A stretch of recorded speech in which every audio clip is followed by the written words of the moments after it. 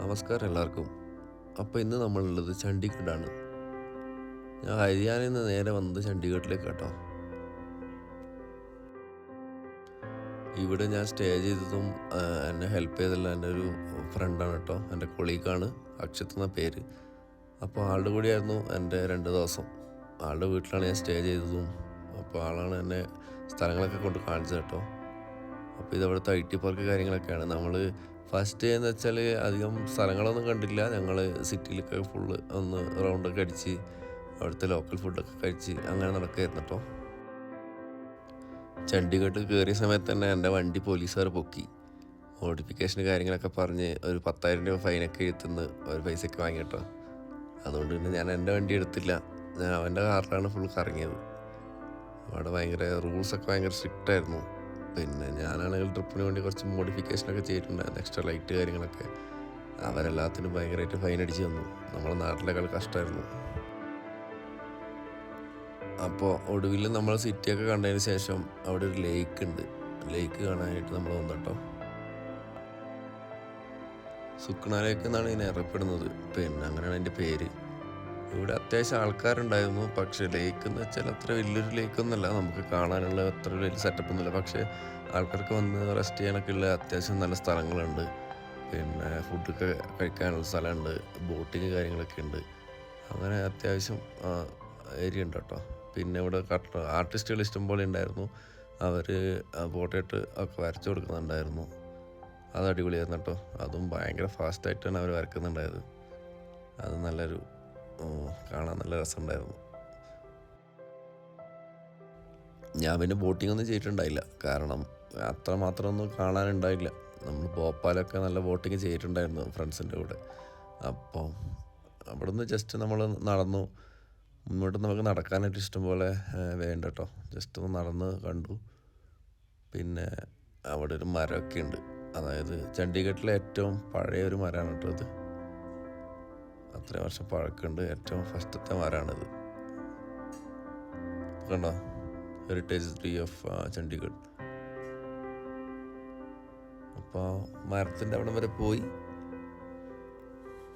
പിന്നെ ഞങ്ങൾ റിട്ടേൺ നടന്നു കേട്ടോ.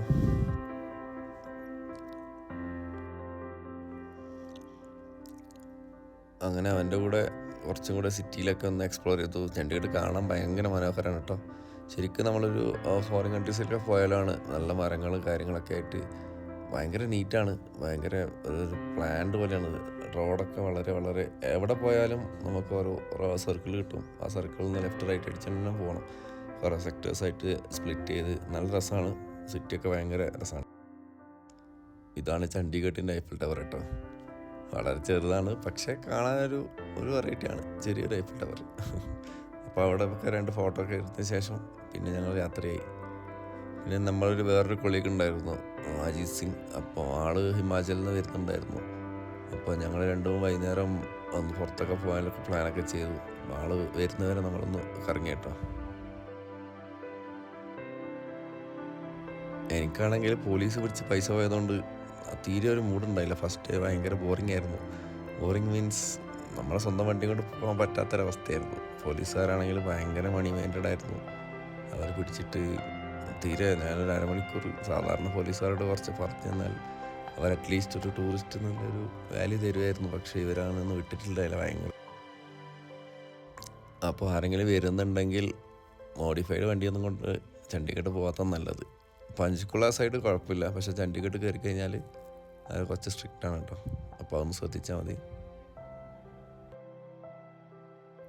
എനിക്കിവിടെ ഇഷ്ടപ്പെട്ടെന്ന് വെച്ചാൽ എവിടെ നോക്കിയാലും മരമാണ്. മരങ്ങൾ നട്ടുപിടിപ്പിച്ച് നല്ല തണൽ കാര്യങ്ങളൊക്കെ ഉണ്ട്. അത് ഭയങ്കര അടിപൊളി കേട്ടോ. സിറ്റിയിലൊക്കെ ഭയങ്കര നീറ്റാണ്.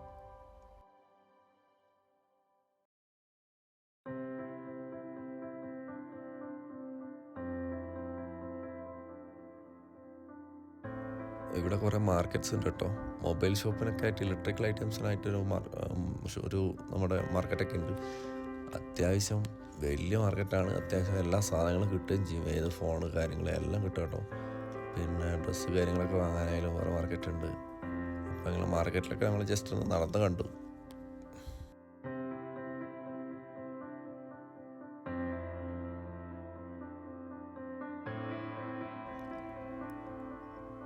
ഈ സൈൻ ബോർഡ് കണ്ടോ, 22 to 35 അങ്ങനെ കുറേ സെക്ടർ ഉണ്ട് കേട്ടോ. അപ്പോൾ എല്ലാ സിഗ്നലും നമുക്കിങ്ങനെ സെക്ടറിൻ്റെ നമ്പർ കാണാം. അപ്പോൾ ഓരോ സെക്ടറിലേക്ക് അങ്ങനെ ഡൈവേർട്ട് ചെയ്ത് പോകണം. ഇതുണ്ട് മരങ്ങളൊക്കെ കണ്ടോ, ശരിക്കും നമ്മളൊരു പുറത്ത് പോയൊരു ഫീലിംഗ് ആണ്. അത്ര നീറ്റാണ് കാണാൻ. മരങ്ങളൊക്കെ അടിപൊളിയാണ് കാണാൻ. അങ്ങനെ ഫസ്റ്റ് ദിവസം കറക്കൊക്കെ കഴിഞ്ഞതിന് ശേഷം ആളുടെ വീട്ടിലോട്ടാണ് ഞാൻ പോയത്. അവിടെയാണ് അന്ന് രാത്രി കിടന്നുറങ്ങിയത് കേട്ടോ. പോയ സമയത്ത് അവർ മറ്റേ ആലു പൊറോട്ട കാര്യങ്ങളൊക്കെ ഉണ്ടാക്കി തന്നു.